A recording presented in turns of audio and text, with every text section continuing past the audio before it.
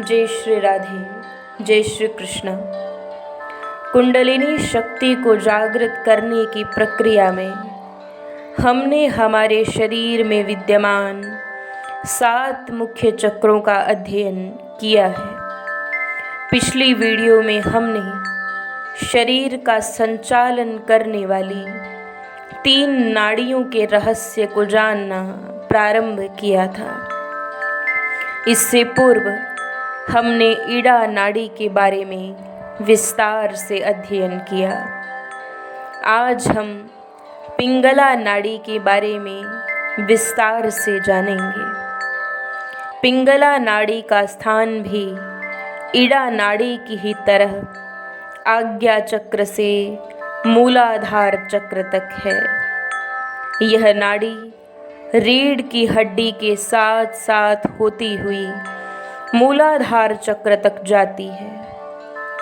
यह हमारे शरीर के दाएं भाग में स्थित होती है। पिंगला नाड़ी हमारे नाक के दाएं छिद्र से जुड़ी होती है। जो व्यक्ति अपनी नाक के दाएं छिद्र से सांस ले रहा होता है तो वह बड़ी आसानी से जान सकता है कि उसकी पिंगला नाड़ी एक्टिव है। पिंगला नाड़ी जब जागृत होती है तो शरीर को बहुत सा बल प्रदान करती है, क्योंकि पिंगला नाड़ी का संबंध शरीर की स्ट्रेंथ यानी शक्ति से है।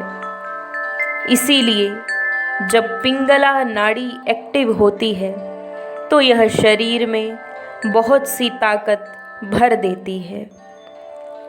जब पिंगला नाड़ी चलती है तो यह हवा से प्राण शक्ति को लेकर इंसान के शरीर में भरने लगती है, जिससे व्यक्ति स्वयं को शक्तिशाली महसूस करता है।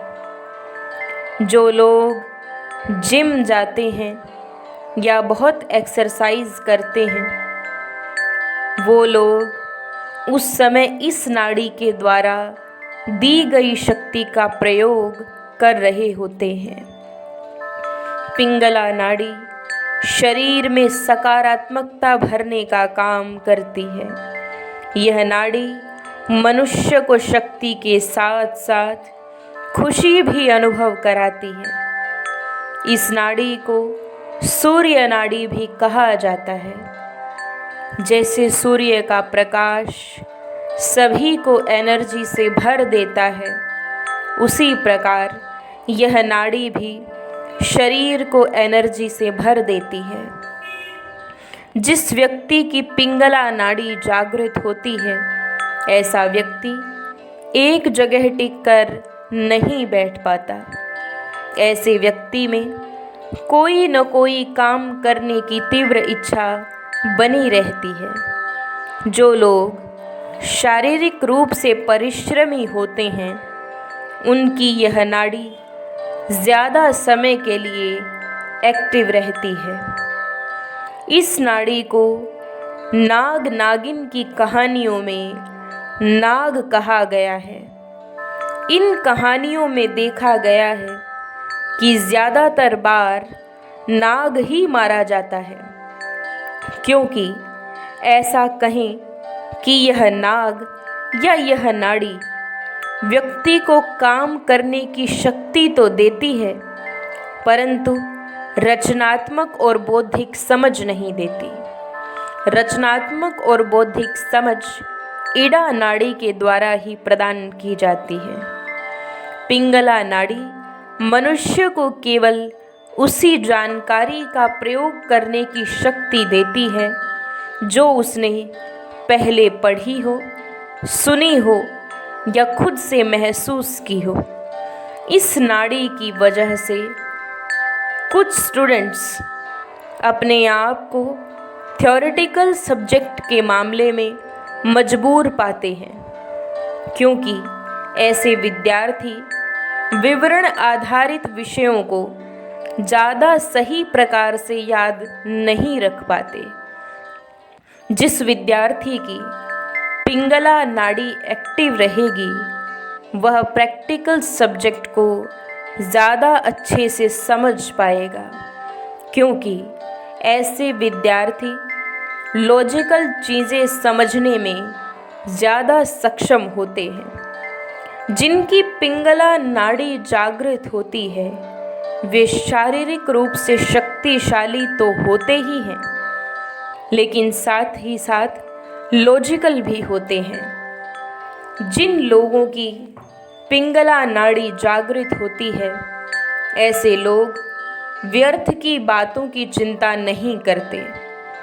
ऐसे लोग दिमागी विचारों में नहीं भटकते। ऐसे व्यक्ति कोई भी डिसीजन लेने के बाद सीधे ही अपने उस काम को करने में लग जाते हैं, बिना कोई देरी किए। लेकिन ऐसे लोगों को समस्या का सामना तब करना पड़ता है जब अपने काम में इन्हें कोई रचनात्मकता दिखानी हो या कोई नया काम करके दिखाना हो। नया काम करने की क्षमता पिंगला नाड़ी नहीं बल्कि इड़ा नाड़ी प्रदान करती है। पिंगला नाड़ी आपको साहस प्रदान करती है, आपको एक्टिव बनाए रखती है और काम करने के लिए प्रोत्साहित करती है। पुराने समय में जब राजा महाराजा अपने दरबारों में बौद्धिक काम करवाने के लिए मंत्रियों को रखते थे, तो मंत्री अपनी विशेष मंत्रणा से राजाओं का निर्देशन करते थे।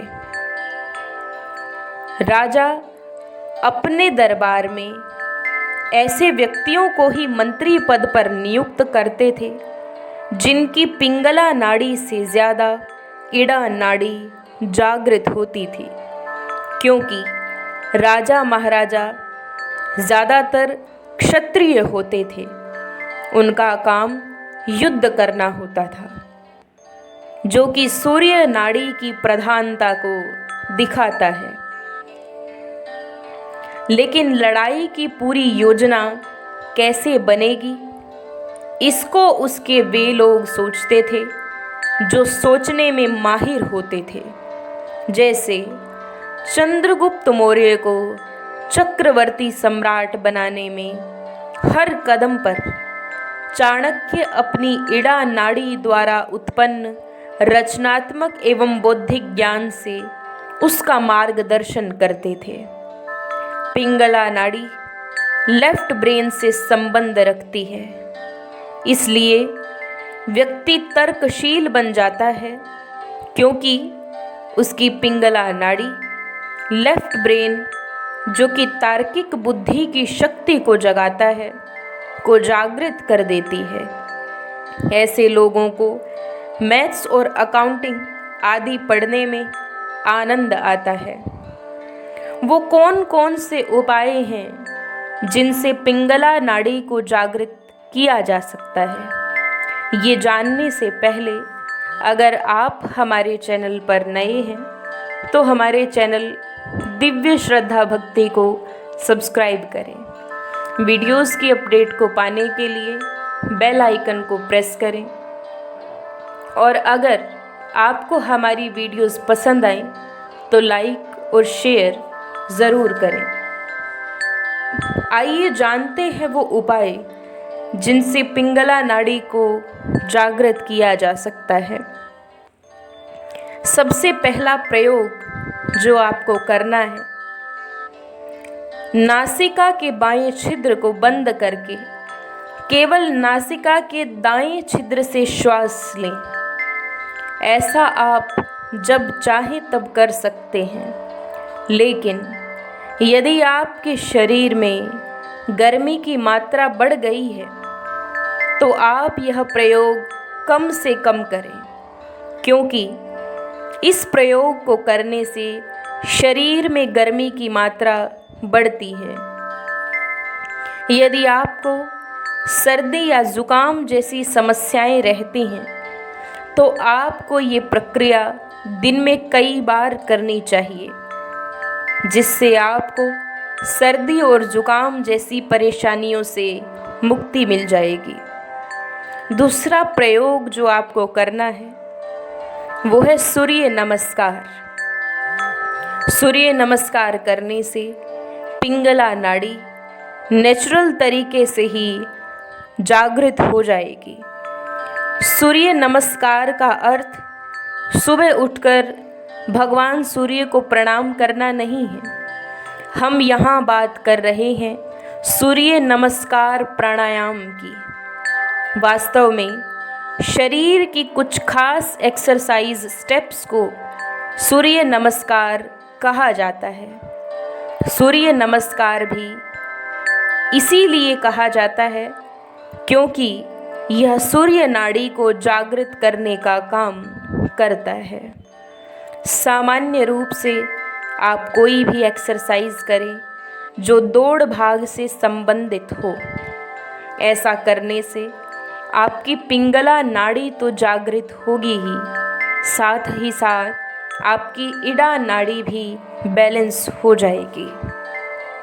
अगर आप भी एक्टिव बने रहना चाहते हैं, प्रसन्न और उत्साहित रहना चाहते हैं, तो आपको इस नाड़ी को ज़रूर जागृत करना चाहिए। यह नाड़ी जागृत होते ही आपके शरीर में विद्यमान नकारात्मकता को समाप्त कर देती है। अगर आप अपनी इस नाड़ी को जागृत करने में सक्षम हो गए तो आप तैयार हो जाइए उस नाड़ी के बारे में जानने के लिए जो आपकी कुंडलिनी शक्ति को जागृत कर देगी, जिसका नाम है सुषुम्ना नाड़ी। इस नाड़ी के बारे में हम अपनी आगे आने वाली वीडियो में विस्तार से जानेंगे। तब तक के लिए स्वस्थ रहिए, प्रसन्न रहिए और ध्यान करते रहिए। जय श्री राधे, जय श्री कृष्ण।